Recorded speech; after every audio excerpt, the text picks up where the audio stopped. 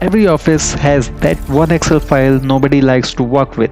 Duplicate records, blank rows, inconsistent formatting, extra spaces, and messy data can turn a simple task into hours of manual work. But what if one Python script could clean all of that in just a few seconds? In this video, we'll build a reusable Excel data cleaning tool that automatically fixes common data quality issues and prepare your Excel files for reporting and analysis. Let's get started.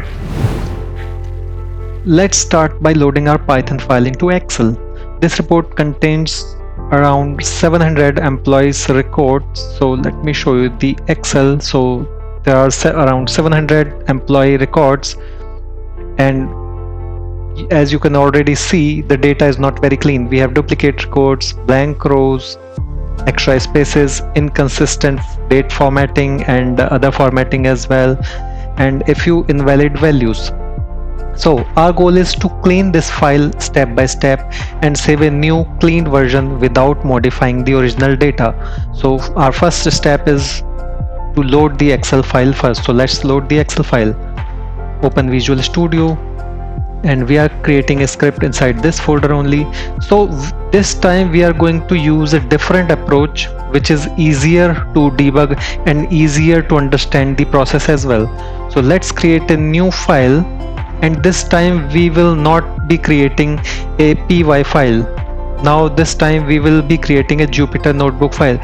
So if you don't have Jupyter Notebook extension installed, you can install it from extensions. So you can find Jupyter Notebook here and you can install the extension.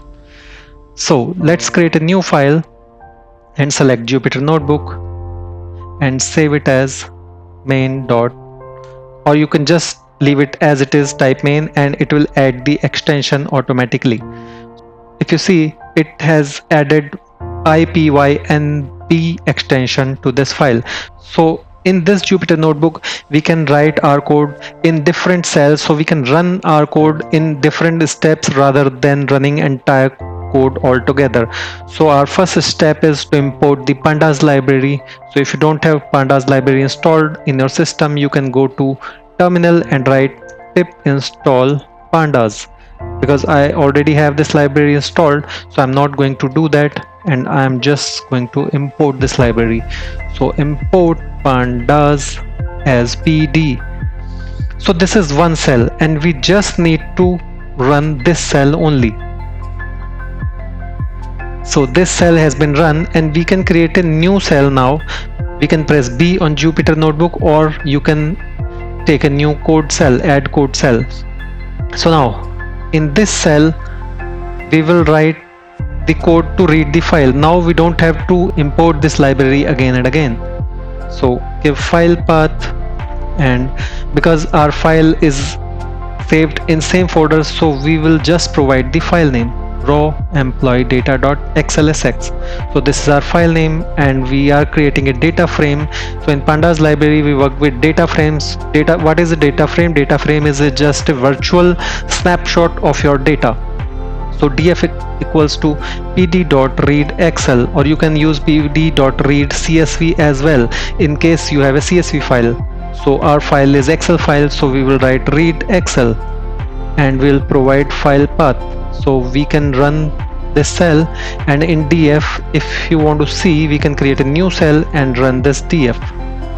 You can see data here. So did you see how easy is this? We can see live data after each step rather than applying any breakpoint or rather than running entire data. We can run it in step by steps in Jupyter Notebook. So I can show you by zooming in, so you can see now clearly.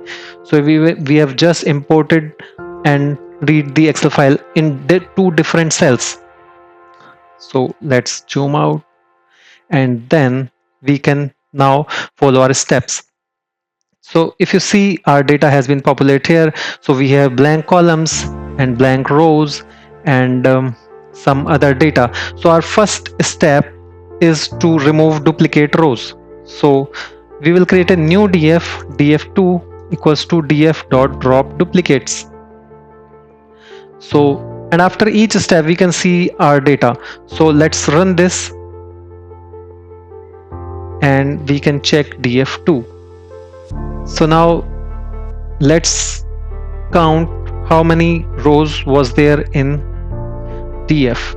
So if we check, DF had 105 rows, and if we check in DF2 we have only 91 rows, so duplicates has been removed. So this is how this Jupyter notebook works. This is so easy for beginners and for advanced users as well. If they create different functions, you can use Jupyter notebook. So I'm not going to explain about Jupyter notebook more. So this is what you can use. So now go to next step. So after removing duplicates, we can use next cell, or you can write multiple steps in one cell as well if you want, but we are showing it step by step. So our next step is to DF2. So because we will create a new data frame in each step, so that we can go back and check what was there in our previous data frame. So we can use same data frame in each step, but for now I'm not going to do that, just to make you understand the process in a better way. So df3 equals 2, because our last data frame was df2, so we'll use df2. Our next step is to remove the rows which are completely blank. So for that, df2 dot drop na, and drop na removes any blank values, but there's one condition: if there is a blank value in all columns. So we will use a parameter how all. So what this will do, this will remove all the rows which are blank in all cells. And we can use one more parameter, but this is optional, x is equals to 0. So this tells this command that we need to find all the blank values in rows only. So if we use 1 here, it will check in the columns. So for now we are removing blank rows, so we will use this command and run it, and again we will run this command and we'll use df3, and axis will be 1, because now we are going to remove blank columns. So let's check our final data frame df4. So if you see that unnamed column has been removed, and if we check first 20 rows, we should be able to see if there are any blank row or not. So if you notice, blank row has been removed already. So let's put some comments. So this is to remove duplicates, and this was to remove blank rows, and this line was to remove blank columns. And the best thing of Jupyter Notebook is you can always convert it to a py file and export to a py file, and then run py file too if you want. So our 3 steps are done. The next problem is extra spaces. Sometimes values contains spaces before or after the actual text. These spaces are easy to miss, but they can cause problems while searching, filtering, matching records, or even removing duplicates. So we'll go through every text columns and remove those unnecessary spaces automatically, like this. If you see, there is a space, and we have other values as well where we have blank spaces. If you see, there are 2 blank spaces here. So go back to VS Code and we will remove the spaces. So before that, we need to specify which columns are text columns, because if we do not specify, it can consider other columns as a text column as well, because we have mixed values. In some cells we have #nas, in some cells we have blanks, in some cells we have text as well. So if we don't specify, it may consider that column as a text column and remove other values as well. So we will specify the text column. So let me quickly specify, create a list, text columns, and specify the text columns here. So we have these columns as text columns. So I just copied and pasted. So let's select it and join lines to make it in one line. So these are text columns. Now we will run a loop on each column to remove extra spaces from that column. So we'll write a command for call in text columns. So it will iterate through each column.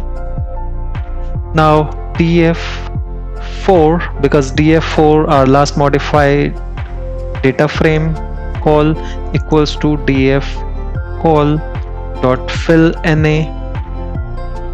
So it will, where there is a blank values, it will remove spaces from there as well. .str .strip.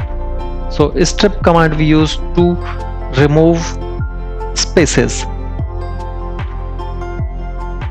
Okay, so there is a warning. We can use LOC command as well, but to keep things simple, I'm not going to use this LOC command. So this command we are running, and let's check what is inside df4. So if you see, blank spaces are removed from every column and every cell. So our next step is, if you see again, the names are not in proper format. Like some starts with small case, some starts with capital, and some names are entire in capital case, and same with email as well. So let's standardize every column and convert all text values into proper case. So every word starts with a capital letter. So again we will run a loop. Let's clear the output and run this loop again and change call.str.title. So this is the command we use to convert the case, and let's check df4 again. So in Jupyter Notebook we don't need to write print if we are just printing one line or one variable. So if there are multiple variables, then we can use print command. For one variable we don't need to write a print command. Okay, so here's the output. You can see all names has been converted to title case, status as well, department, and email. Although email should be in lowercase, but just to understand, we can convert this to, or you can use lower instead of title. So this is up to you, what however you want to change the data. So this was to remove extra spaces, and this was to remove, sorry, not remove, to convert the case,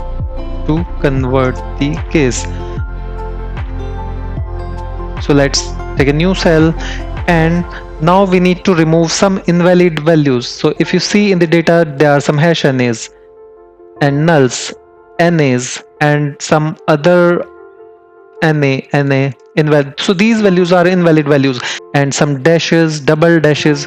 So we want to remove all these invalid values, because age cannot be dash or age cannot be hash NA.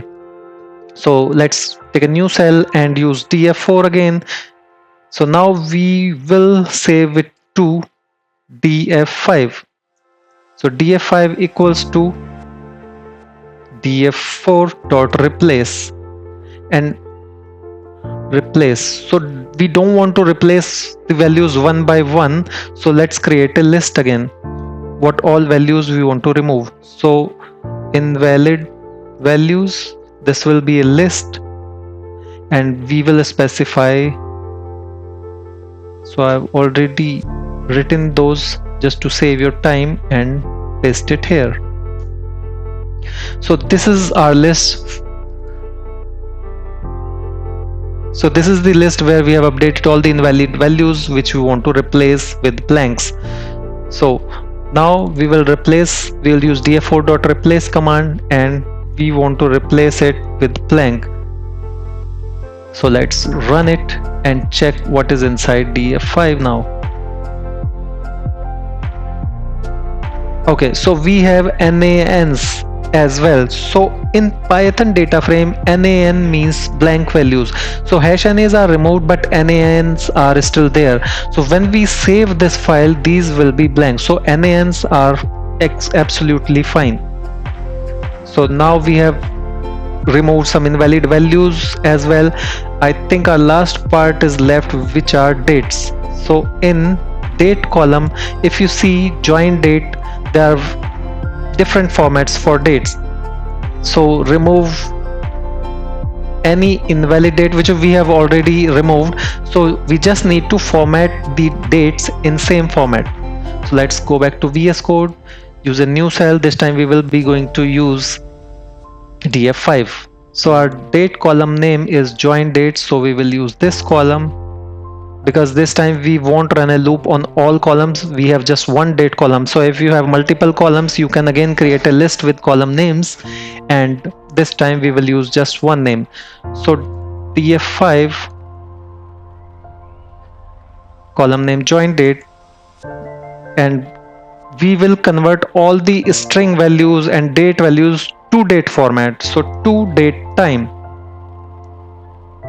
and again df5 and join date.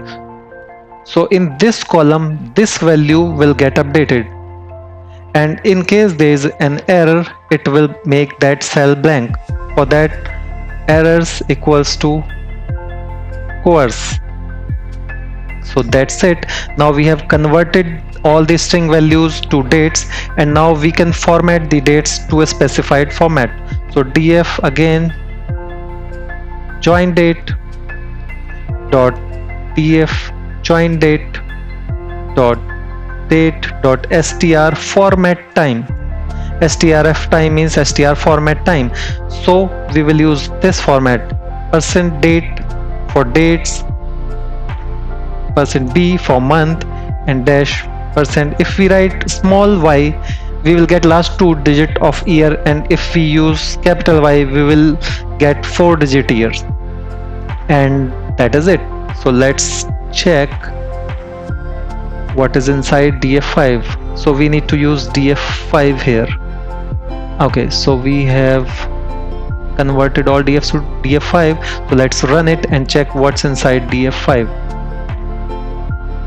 So if you see, all the dates has been converted to correct format. So if we check first 20, so we'll use head command. So if you see, all dates has been formatted. So we have, so far what we have done, we have removed duplicates, we have removed blank rows, we have removed blank columns, we have removed extra spaces, converted to title case, and removed invalid values, and formatted the date. So let's save the file and see how our output looks like. So we need to save df5 because df5 is our latest data frame. So df5.to excel, because we want to save it to excel file, and formatted data.xlsx. You can use CSV format as well. I mean, it's up to you. And when we print the df, let me show you one more thing. Let's cut it so we can use it again.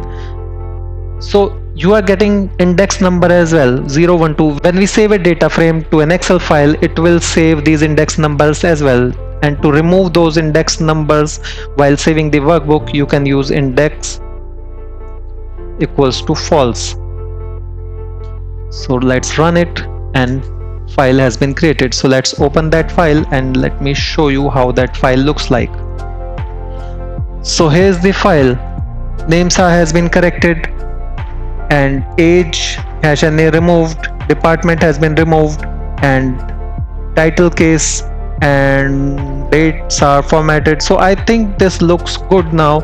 So if you try to do it, and if you face any problem, let me know in comments. And that's it. So in a just few steps, we have transformed a messy Excel file into a clean, consistent, and analysis ready data set. So now we can convert this IPYNY file to PY file as well. So Python script, and just save it to main.py. So if you see, main.py has been created, and you can remove these % and hash sign. These hash and % sign denote one cell. So you can run cell by cell from here as well, but it's better to use a Jupyter Notebook because we can see the output as well. So this is how we use Jupyter Notebook to make our life easy and to debug the code very quickly. So Today we have covered some of the most common data cleaning tasks, including remove duplicates, delete blank rows, and etc. So data cleaning doesn't stop here. There are many other real world tasks we can automate, like validating email address, cleaning phone numbers, standardizing values, currencies, fixing a special character, missing data, and much more. So we'll cover those in upcoming videos. If you mention in comments, I'll create a separate video. So if you don't want to miss them, consider subscribing. And thanks for watching, and I'll see you in the next one. Thank you. Bye bye.